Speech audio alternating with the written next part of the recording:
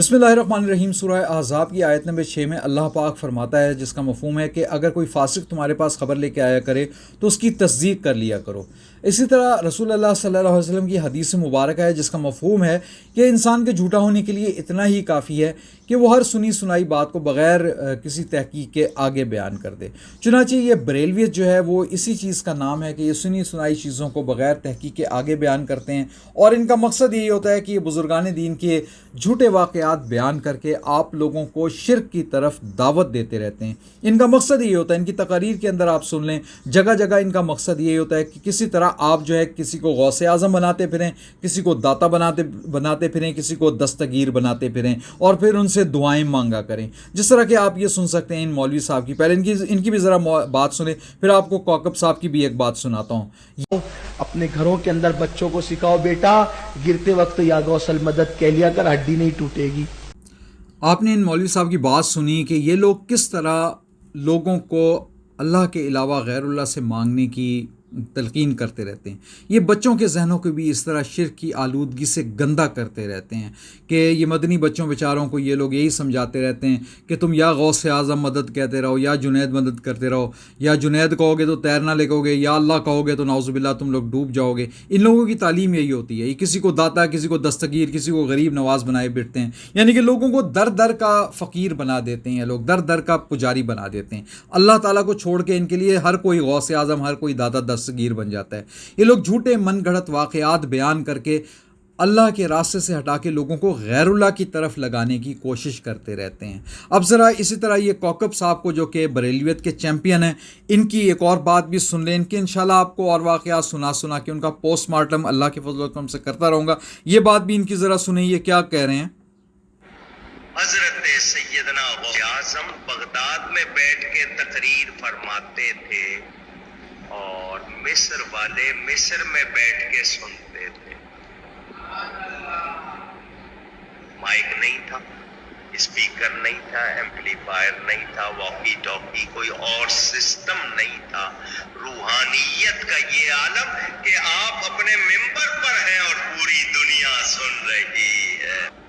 हजरत अच्छा जी, आपने सुना जी, ये जिनको हज़रत गौसे आज़म कह रहे हैं, हालांकि हमारे लिए तो गौस सिर्फ अल्लाह की ज़ात है, हस्बुनल्लाहु व निअमल वकील, जबकि इनके लिए गौसे आज़म शेख अब्दुल कादिर जिलानी रहमतुल्लाह ताला अलैह हैं।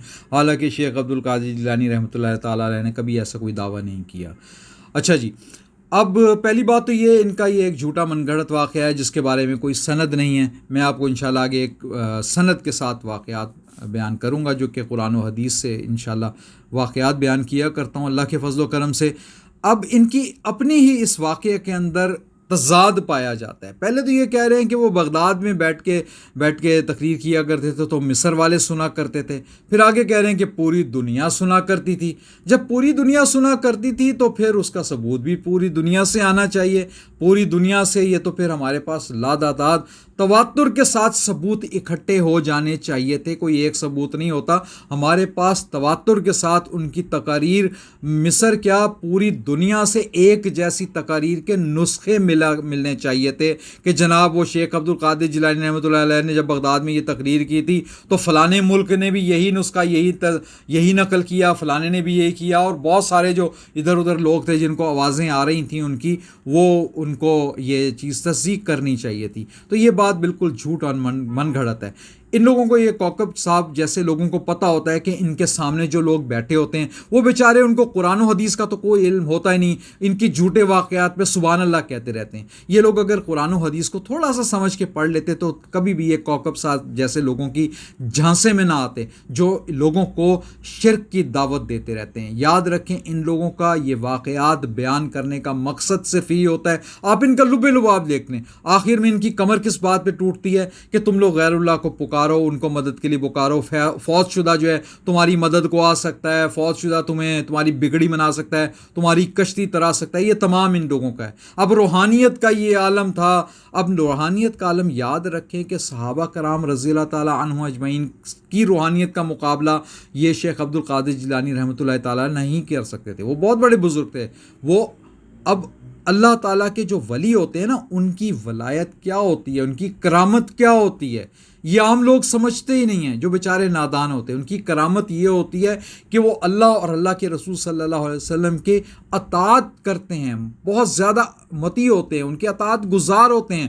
جو جتنا بڑا اللہ اور رسول صلی اللہ علیہ وسلم کا اطاعت گزار ہوگا، قرآن و سنت پہ عمل کرنے والا ہوگا، اتنا بڑا ہی وہ ولی ہوگا۔ یہی اس کی کرامت ہوتی ہے سب سے بڑی۔ یہ پانیوں پہ چلنا، ہوا پہ چلنا، یہ تو جادوگر لوگ بھی کر کے دکھا سکتے ہیں، یہ کوئی کرامت نہیں ہوتی۔ یہ تو آئندہ آدھے میں دجال بھی آپ کو یہ کر کے دکھائے گا، دجال بولے گا پوری دنیا سن رہی ہوگی، یہ تو دجال نے دکھانا ہے۔ یہ لوگ تو آپ کو دجال کے استقبال کے لیے تیار کر رہے ہیں تاکہ آپ لوگ دجال کے استقبال کے لیے تیار ہو۔ ایک بہت بڑا گروہ ہو، جب دجال پکارے تو وہ اس کی بات سنے، ہاں جی یہ تو ہم نے تو شیخ قادر جیلانی کی واقعات سنے تھے، تو اب یہ جو ہوگا یہ دجال کے اوپر وہ لوگ ایمان لے آئیں گے۔ تو یہ اس قسم کے واقعات سنا کے آپ کو دجال کی طرف شاید یہ تیار کر رہے ہیں۔ اب صحابہ کرام رضی اللہ تعالیٰ عنہم اجمعین جو کہ روحانیت میں شیخ عبد القادر جیلانی رحمۃ اللہ تعالیٰ علیہ سے کہیں بڑھ کر تھے، تو ان کا ایک واقعہ مسلم شریف میں 4917 نمبر حدیث ہے، اس کے اندر ایک واقعہ آتا ہے کہ جس کا مفہوم ہے کہ ایک دفعہ کفار کا ایک وفد رسول اللہ صلی اللہ علیہ وسلم کے پاس حاضر ہوا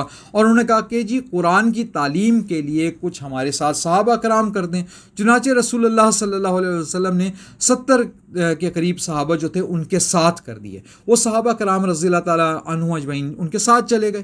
اب ان کو کیا پتا تھا کہ ان کفار کے دل میں کیا ہے، وہ کوئی بھی نہیں جانتا تھا سوائے اللہ تعالیٰ کے۔ اللہ تعالیٰ کے علاوہ کوئی بھی یہ جان نہیں سکتا تھا، ورنہ اگر اللہ کے رسول صلی اللہ علیہ وسلم یہ بات جانتے ہوتے کہ کفار کے دل میں کیا ہے کہ یہ وہاں جا کے ان کو شہید کر دیں گے، تو اللہ کے رسول صلی اللہ علیہ وسلم کبھی بھی اپنے جانثار صحابہ کرام کو اس طرح سے موت کے منہ میں نہ بھیجتے، کیونکہ اللہ پاک جس چیز کا علم اپنے نبی صلی اللہ علیہ وسلم کو دے وہ اللہ پاک جانتا ہے کہ کس کا علم دینا ہے کس کا نہیں دینا، وہ اللہ پاک کا اور رسول اللہ صلی اللہ علیہ وسلم کا جو ہے وہ ان کا ہے سمجھنا، یہ ہمارا کام نہیں ہے۔ ہم کون ہوتے ہیں، ہماری اوقات ہی کیا ہے۔ چنانچہ وہ صحابہ کرام رضی اللہ تعالیٰ عنہم اجمعین چلے گئے، تو راستے میں ان کافروں نے ان صحابہ کرام رضی اللہ تعالیٰ عنہم اجمعین کو شہید کرنا شروع کر دیا۔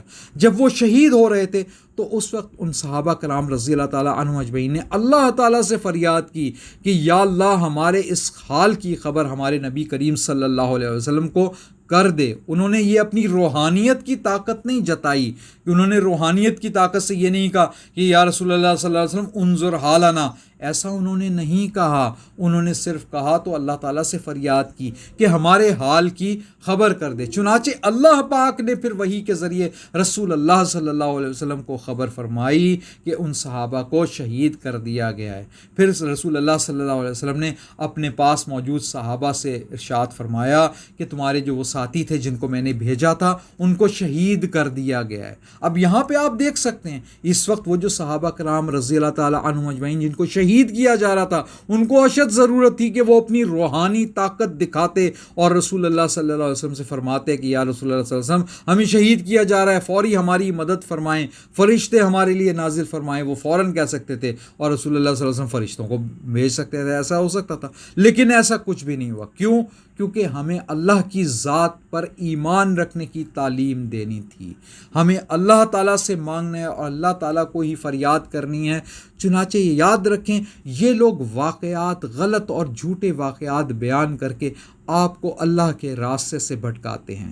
ہمارا کام کیا ہے؟ اللہ کے رسول صلی اللہ علیہ وسلم نے اور قرآن پاک نے یہی تعلیم دی ہے، وَاعْتَصِمُوا بِحَبْلِ اللَّهِ جَمِيعًا وَلَا تَفَرَّقُوا، کہ تم سب مل کر اللہ کی رسی کو مضبوطی سے تھامے رکھو اور تفرقے میں نہ پڑو۔ جب ہم لوگ اللہ کی رسی یعنی کہ قرآن مجید کو مضبوطی سے تھام لیں گے تو ان جیسے جھوٹے واقعات پہ ہمارا ایمان انشاءاللہ اللہ کے فضل سے نہیں ہوگا۔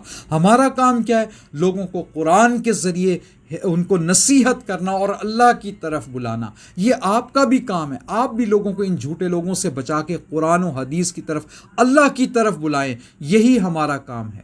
وما علینا الا البلاغ المبین۔